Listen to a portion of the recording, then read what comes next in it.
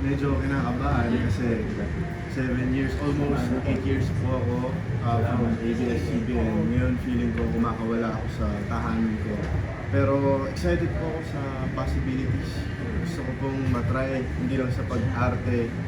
Gusto ko pong mag-try ng pagbabalik sa paggawa ng documentaries. Wow! So, nandun yung puso mo sa mga doc? Ano ang topic ang gusto mo? Actually, 3 years ago, gumawa na po ako ng mga docus. Nakatatlo na po ako. Pero hindi lang po siya natuloy. Ang nagawa ko po sa amin noon, baha sa Macabebe, Pampanga. Even before pa pumutok yung flood control, yung Ghost Project. Kasi yung bahay niyo, nasa Opo, po kami sa... na. Ay, ngayon po, ano pa rin po? Gano'ng katagal na Ginaba. Gano'ng katagal na kayo? Ang naaalala ko po, since last year pa, early 2025, hindi na po nawala yung tubig sa likod ng Pero bahay. kailan mo yung super baha ka mo? Yung bagyo? Anong bagyo yun? Anong bagyo nga ba yun? Mga July po yun last year, hindi ko nakalimutan ko yung mga ano, pero So, plan mo bang tapusin yung doc mo or ilabas pa yung doc mo sa bakas? gusto ko pong ituloy yung topic na yun. Pero gusto ko din pong gumawa ng bagong story. Anong mga meron ka bang ideas na share mo? Kahit hindi mo i-spoil, mga topics? Kasi yung mga nagawa ko po before, puro mabibigat. Pero gusto ko din naman gumawa ng medyo light naman ngayon. Such as? Explore ko po. Mga autobiography? Mga delicacy sa mga sa Pampanga or mga tradition, okay. culture, mga ganun. Usually, Aljon, di ba, parang yung mga celebrity or actors, talagang focus sila sa honing their craft. Pero ikaw, storytelling, this way, like through documentaries. High school po ako nag-ano na po, TV broadcasting sa school. Nakikipag-compete po kami nun sa iba't ibang clusters, division. Feeling ko dun po nagsimula yung curiosity ko sa pagbibigay ng balita, sa paggawa ng stories. Feeling ko kahit anong iwas ko minsan, dun pa din ako bumabalik. Parang totoo pala yun. Feeling ko, ewan ko kung calling ko ba siya. So, hindi ka mga news actor. Why not kung saan ko ako dalhin? Pero Alden, bakit instead of Jorn or Masscom or Communication Arts, but business ang kinuha mong course? Paano nga ba? Kasi po, nasa industriya na po ako ng pag-aarte, ng entertainment So, di mo ito na yung training ground mo? Opo. Okay. Gusto ko naman pong kumuha ng iba na magagamit ko in the future. At gusto ko pong mag-business someday. Pero sa ngayon, hindi ko pa po alam kung ano man yun. Pero natututo ko ngayon kasi nag-OJT ako sa office nila Tito Boy. Meron silang dinedevelop ngayon na perfumery, mga supplements. Na-involved po ako doon sa process nila. So, may mga natutunan So, nai-enjoy mo yun? Opo. Pero Aljon, no, isa ka sa mga nagbablog na kinagigiliwan ka. Kasi very open ka, very true, no? Walang sugar coating, no? Follower mo yan. Oo, nga. Kami Nabanggit nga po Oo nga. yan. Nakakatuwa kasi pati yung piniplex mo, pati yung pagbuboost mo, or ihahatid ka ng brother. May kotse naman yung brother, pwede nga kasi yung mga iba, baka hiramin nila yung kotse ng brother nila, di ba? Kasi ay gusta. Siyempre, hindi ka magbuboost, pero ikaw, nag-commute ka, ihatid ka, minsan hanggang Bulacan, tapos magbuboost ka pa rin, di ba? Papunta sa pondo mo dito sa Metro Manila, di ba? Yun nga, ikaw very very open ka about your life. Salamat. Even yung mga pusa, mga ganun, everything. Natutuwa kasi alam niya yung mga... Ang tanong ni Jun, may premyo ka ba raw sa mga nakakaalam sa...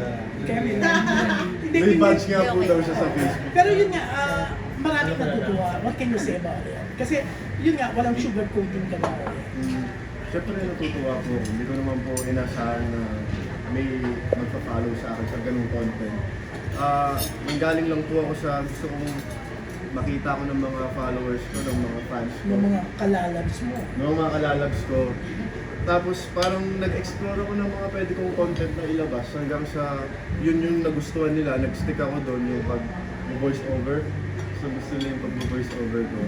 Pero, Aljon, may gusto ko na itanong. Kasi syempre, pag follower ka ng vlog mo, nakikita namin. May tanong lang kasi, okay, sana open ka, okay na. So, kasi parang hindi mo masyadong kamukha ang dad and mom mo. Ay, talaga ba? Adapted ka rin ba? Ngayon ko lang po narinig yan.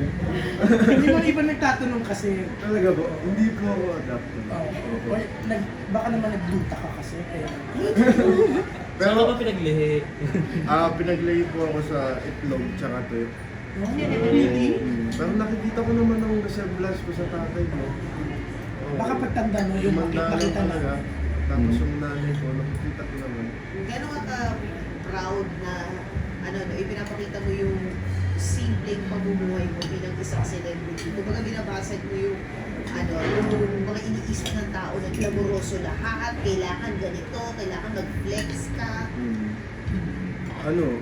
Very natural lang po siya. Hindi po ako nahihirapan.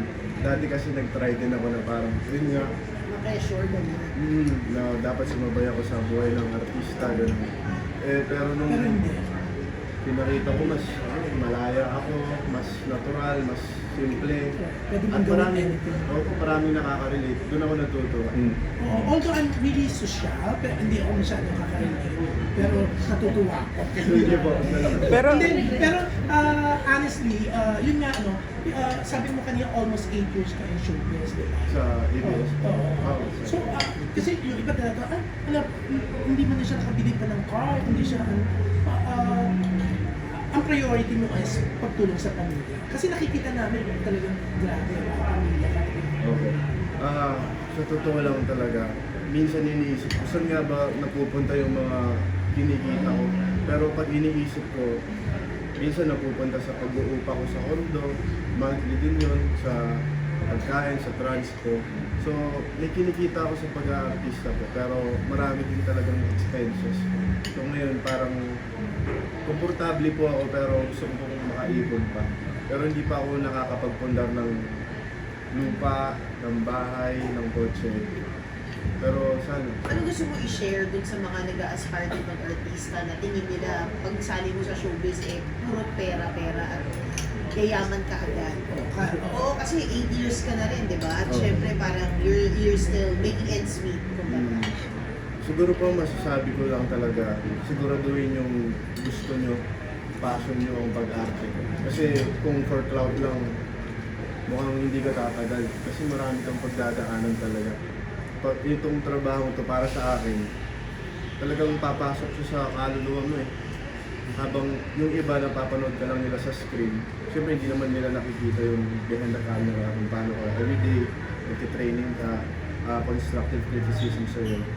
So dapat tatagan mo yung loob mo. Ganun, sana hindi ka mabulag sa fame, huwag kang magmadali, maging patient.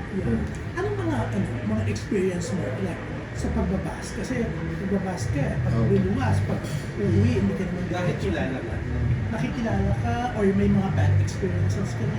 Wala naman pong bad experiences. May Na-hold up, nakakilala na po. pickpocket, wala. Wala pa, thank God, hindi pa. May nagpapapicture naman minsan, pero hindi po madalas. Ano lang. Pero wala ka naman experience na parang naharas ka, may tumabi sa'yo. Wala pa. Kasi yung iba may mga kwento, pag nag-MRT sila, ikaw wala. Pero, Aljon, nakakatuwa lang na graduating ka na this July. Tapos, ano ka ba? Regular student ka ba? Irregular. Irregular. Pero, syempre, kahit irregular ka, ang daming requirement ng school eh. Paano mo napagsabay yung showbiz, tapos yung pag-aaral? Ano po? How did you manage your schedule? Minsan po talaga kasi, di ba, nagka-clash talaga sila. Mhm. Parang, halimbawa may exam ako dito, tapos meron naman akong taping dito. Mamimili po talaga ako ng isa-sacrifice ko. So, parang, buti po, considerate yung school, yung Philippine Women's University sa amin. Minsan kapag di po nakakapag-comply, humingi po ako ng parang palugit or parang pwede bang make-up classes, gano'n po. Pero may struggle pa rin po. Ano sabi sa'yo dito, boy? Yung bago na itong chapter na career mo? Ano Ano sabi niya sa'yo? Sabi po niya sa akin, hindi po ito magiging madali lang. At naniniwala naman ako po. Sabi niya, in-advise niya sa akin na huwag daw akong matakot mag-dive into the unknown. Ako, excited po ako. Kasi, Papunta ka na ba doon sa pagiging yung sa pagiging dokumentarista, pagiging news personality, more on pag ganun ka na ba? sa ngayon, gusto ko pong maging aktor na gumagawa ng documentary. Aljon, gano'n yung ka-helpful na naging scholar ka na nag-boy, given na working sa Sobra po yung tulong. Kasi, siyempre, medyo mahal din ang mag-aaral. Siyempre, nung ginagawa po in-offer po sa akin yung scholarship, ganun po talaga. Kasi, 3 years po ang pag-aaral ko. Hindi ko po alam kung matutustusan ko yung sarili ko every trisem. Tapos, Opo. last month lang pala daw kayo nakita mo personal. Opo. Wala kayong communication. Wala po. Nakikipag-usap lang po kami through Sir Miko Del Rosario from Star Cinema. Opo. Pero nangyari lang po talaga na alumni ng Philippine University. Pumunta kami at pumunta din siya. Tapos nag-picture po kami hanggang sa nagkwentuhan po kami, hanggang sa nagpalitan po kami ng contacts namin. Hanggang sa, pagkwentuhan, nanganak yung conversation. Pero Aljon, nung nag-decide ka na bumalik ng school, talagang desidido kang matapos yung pag-aaral. Opo. Pero meron akong mga SEM na gusto kong mag-drop. Oh, bakit? Anong subject? Sabi, parang purpose communication po ata. Oo. Pero ayun kasi, ayun nga, di naman ako perfect student. Merong mga kakulangan din na nagagawa ko. And siguro nung mga time na yun, wala ako sa tamang state of mind. Kaya gusto ko mag-break. Pero ang nanay-nanayan ko po doon sa school si Tita Avic po.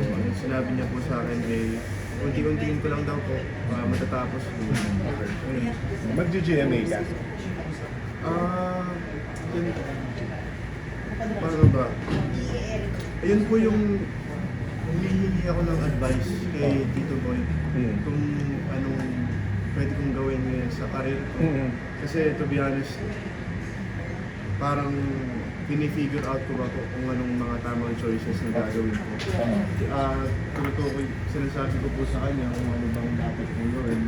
Unti-unti po, hindi po kami nagmamadali. Pero Aljon, paano nangyari yung tatanong ko lang, yung separation with Star Magic? Paano nangyari? Nagpaalam ka ba?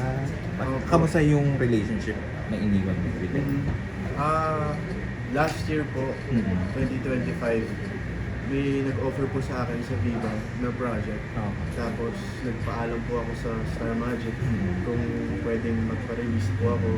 Kasi para sa akin opportunity din yun. Pero nagbaka sakali lang din po ako. That time hindi po ako napagbigyan. Naintindihan ko naman po yun kasi syempre may kontrata kami. Hindi ko naman po... Ano project lang? Ano daw yung Basta Wattpad. Pero ito ang sinulatan ng Star Magic movie. Yung lawyer.